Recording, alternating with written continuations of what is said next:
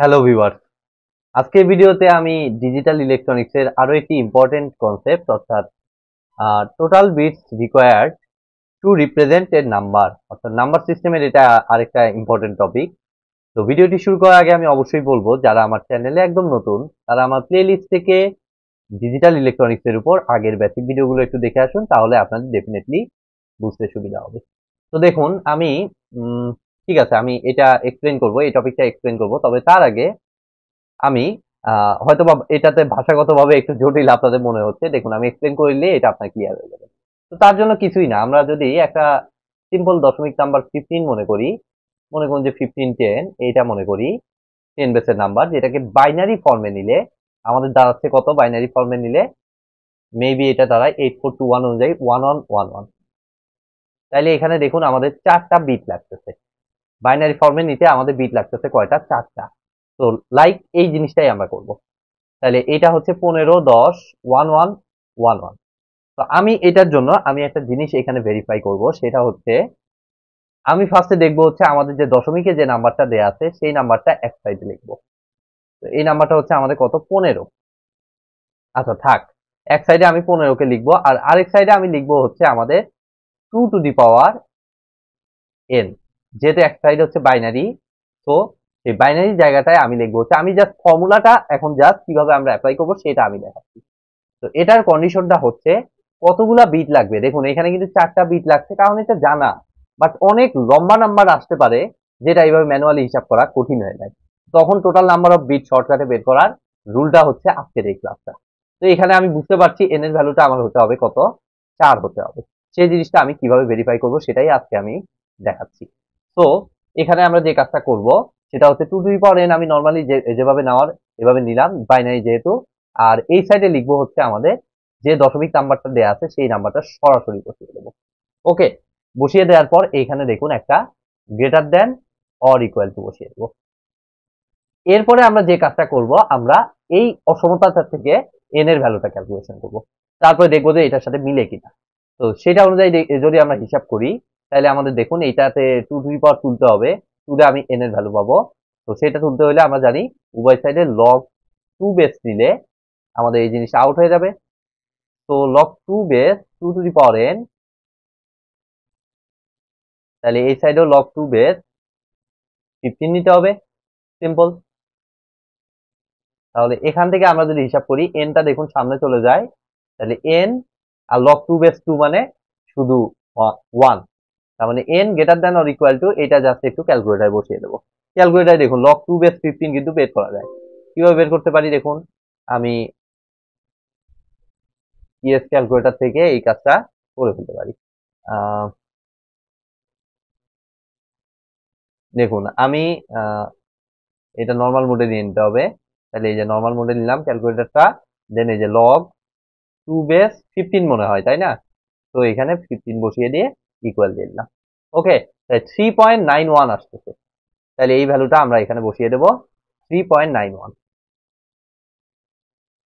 তাই 3.91। তো আমার এন এন হচ্ছে নাম্বার অফ বিট, যেটা কিনা 3.91 এর থেকে বড়। তো নিয়ারেস্ট কি বলা যায়, এটা পূর্ণ নাম্বারটা আমাদের নিতে হবে, পূর্ণ সংখ্যাটা আমাদের নিতে হবে। সো হোল নাম্বার যেটাকে আমরা বলি। তো তাইলে 3.91 এর থেকে বড় পূর্ণ সংখ্যাটা হচ্ছে আমাদের কত? 4। তো আমি কিন্তু সলিউশনে এখনো তাকাই নাই, এখন আমি মেইন সলিউশনটা আমাদের জানা, এটা কিন্তু 4 বিটেরই নাম্বার। তো এভাবে বেসিক্যালি আমরা এই টাইপের প্রবলেমকে ট্যাকেল করে থাকি। তো এমনও কোশ্চেন আসে সেখানে এইখানকার ফর্মুলাটা হচ্ছে আমাদের 2 two the power n greater than or equal two যে নাম্বারটা দেয়া আছে হুবহু সেই নাম্বারটা, এটা যদি নাম্বার দেয়া থাকে।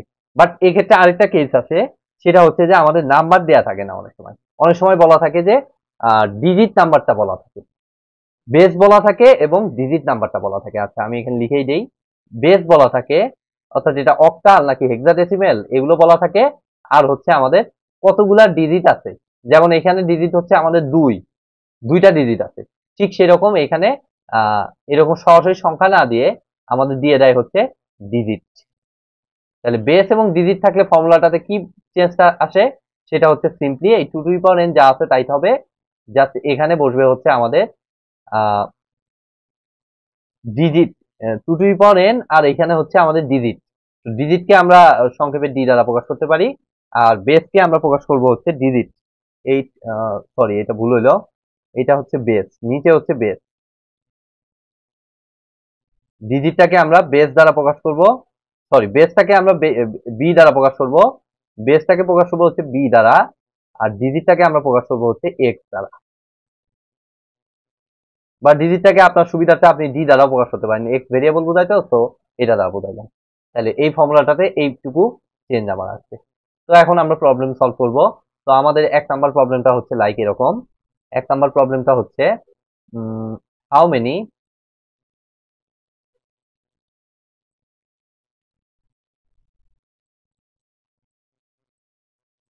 bits are required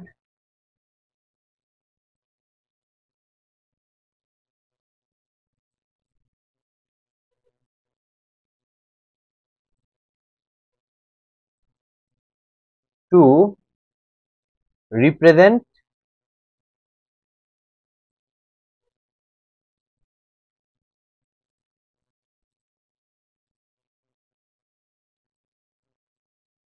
a 12 digit octal number। দেখুন ডিজিট কিন্তু অনেক বাড়ায় দিছি, আর বেসটা করে দিছি অক্টাল। তাহলে আমরা কিভাবে সলভ করব অক্টাল নাম্বার? একদম সিম্পল। যে কাজটা আমরা করতে পারি সেটা হচ্ছে আমাদের two to the power N, bits মানে হচ্ছে binary, two to the power N ডান সাইডে লিখে, বাম সাইডে লিখে দিব, দেন হচ্ছে greater than or equal two B two the power x. বিতে হচ্ছে বিট, বিতে হচ্ছে বেস, সরি, তো বেস হচ্ছে আমাদের কত, বেস হচ্ছে আমাদের অক্টাল, তো হচ্ছে 8 base two the power x, x হচ্ছে আমাদের ডিজিট, ডিজিট হচ্ছে কত 12। তাহলে এখন এটাতে ইয়া তুলতে হলে আমাদের লগ টু বেস আনতে হবে উভয় সাইডে। তো log 2 base 2 to the power n greater than or equal to log 2 base 8 to the power 12। এখন 12টা সামনে চলে আসবে, আর এখান থেকে n টা সামনে চলে আসে, এই সাইডে শুধু n, আর এই সাইডে দেখুন কত আছে, আমি ক্যালকুলেটর হিসাব করে ফেলি। 12 ইন্টু log 2 base 8, এটা হিসাব করে দেখুন 36 আসতেছে, খুবই সুন্দর নাম্বার।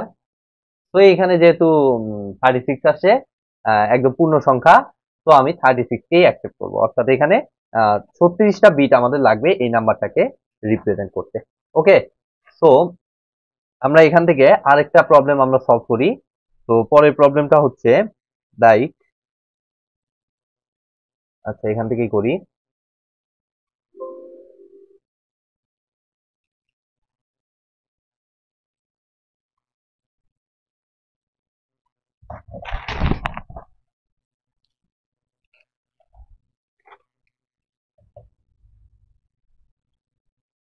তো পরের নাম্বারটা হচ্ছে লাইক, এখানে যে চেঞ্জটা আসবে দেখুন,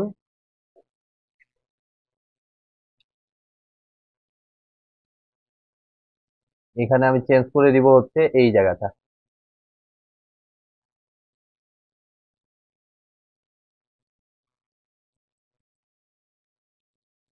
এই জায়গাটা এবং এই জায়গাটা আমি চেঞ্জ করব, আর এই সলিউশনটা মুছে দিলাম।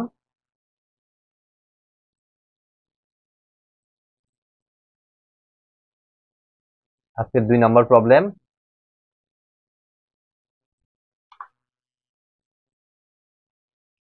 তো এবার আরেকটা নাম্বার দিলাম, এবার দিলাম হচ্ছে 8 ডিজিট হেক্সাডেসিমাল নাম্বার,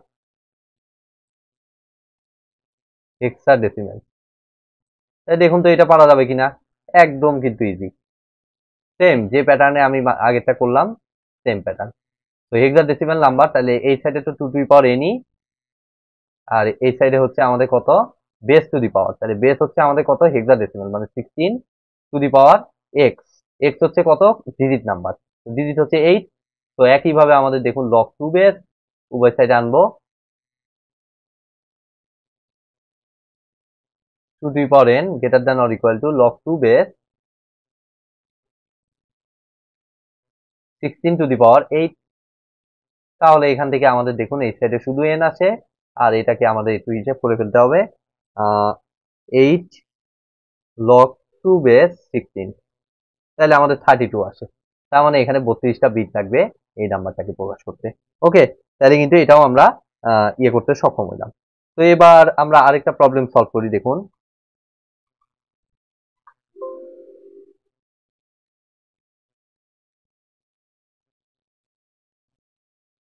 সরি,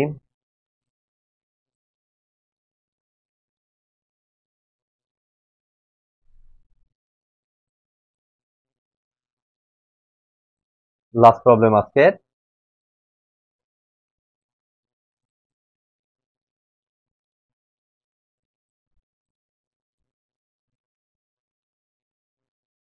এইটা মেনিটা কেটে নিলাম।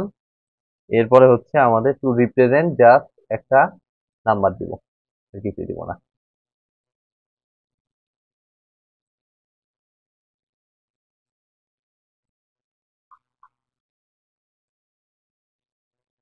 তো এটা হচ্ছে আমাদের how many bits are required to represent কত 2679 10। তো এটা আমি শুরুতে যে এক্সপ্লানেশনটা দিয়েছি সেটা অনুযায়ী আমাদের করতে হবে। ওকে, অর্থাৎ এই সাইডে হচ্ছে আমাদের কত 2 to the power n যেমন আছে তেমনই, আর greater than or equal to এই সাইডে জাস্ট এই নাম্বারটা যখন এরকম পূর্ণ সংখ্যা আমাদের দিয়ে দিবে তখন সেই নাম্বারটাকে সরাসরি আমরা বসিয়ে দেবো। ওকে, 2679 এটা দিয়ে দিলাম। আর যদি অক্টাল বা অন্য কোনো ডিজিটাল হয় তাহলে অক্টাল থেকে আগে এটাকে দশমিক বানিয়ে নিতে হবে, কিন্তু এই যে এটার মতো। ওকে, তো এটা এটা কিন্তু কেয়ারফুল থাকেন আপনারা। তাইলে এখন দেখুন উভয় সাইডে একইভাবে আমাদের log 2 base 2 to the power n greater than or equal two log 2 base 2679 2679। তাহলে এখান থেকে আমরা যদি একটু ক্যালকুলেশন করে ফেলি তাহলে এই সাইডে n বের হবে আর এই সাইডে আমাদের কত বের হয় দেখি, ক্যালকুলেটর কি বলে। log 2 বেস 2679, তাহলে এটা আমাকে 11.387 এটা দিচ্ছে। তাহলে কতগুলো বিট লাগবে আপনারা বুঝতেই পারছেন, 11.387 সমান অথবা বেশি। তো কম তো আর হবে না, তাই না? তার মানে আমার বিটটা লাগবে হচ্ছে অ্যাকচুয়ালি 12টা, কারণ বিট তো আর পূর্ণ সংখ্যা ছাড়া অন্য কিছু হয় না। তো এখানে 12টা বিট লাগবে এই নাম্বারটাকে প্রকাশ করতে। তাহলে কিন্তু আমরা মোটামুটি সবকিছুই সলভ করতে সক্ষম হইলাম। আর আমি বললাম যে যদি এটা দশমিক ছাড়া অন্য কোনো ইয়া দেয়, অক্টাল, হেক্সাডেসিমেল এরকম পূর্ণ একটা সংখ্যা দিয়ে এইভাবে দিয়ে দেয়, তাহলে কিন্তু এটাকে আগে দশমিক বানিয়ে নিয়ে তারপরে এখানে যে প্রসেসটুকু যা করেছি সেম এই প্রসেসটা, এই সিস্টেমে আমাদের এই প্রবলেমগুলো সলভ করতে হবে। তো আজকের মতো ভিডিওটি আমি এখানেই শেষ করছি।